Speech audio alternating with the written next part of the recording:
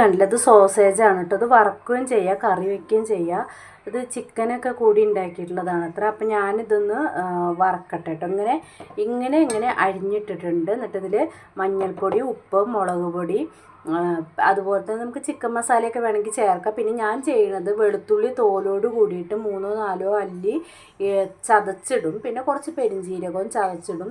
വേപ്പില ഉണ്ടെങ്കിൽ വേപ്പില ഇടാറുണ്ട്. എന്നിട്ട് വറുത്ത് കോരിയാൽ നല്ല ടേസ്റ്റാണ് കേട്ടോ. ഇതേട്ടോ ഞാനിത് ചതച്ചിട്ടുണ്ട്. പിന്നെ ഉപ്പിടുമ്പോൾ ശ്രദ്ധിക്കേണ്ട കാര്യം കുറച്ച് ഉപ്പ് മാത്രം ഇടുക. അതിൽ ഓൾറെഡി ഉപ്പ് ഉണ്ടായിരിക്കും കേട്ടോ. ഇനി നന്നായിട്ട് മിക്സ് ചെയ്യുക. വേണമെങ്കിൽ നമുക്ക് നമ്മുടെ അരിപ്പൊടിയൊക്കെ ഉണ്ടെങ്കിൽ വേണമെങ്കിൽ കുറച്ച് ഇടാം കേട്ടോ. നിർബന്ധമില്ല. പക്ഷെ അല്ലാത്തതിന് നല്ല ടേസ്റ്റാണ് കേട്ടോ.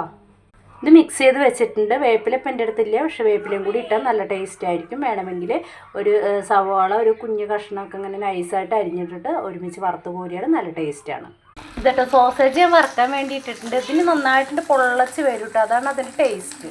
ഇതേ കണ്ടത് ഇങ്ങനെ പൊള്ളച്ച് വരും കേട്ടോ. ഇതാണ് ഇതിൻ്റെ പാകം. ഇപ്പം ഇതാട്ടോ അങ്ങനെ വറുത്തെടുത്തിട്ടുണ്ട്. ഇതാണ് കേട്ടോ നമ്മുടെ സോസേജ്. ഇത് നല്ല ടേസ്റ്റാണ്. എല്ലാവരും ഉണ്ടാക്കി വെക്കുക.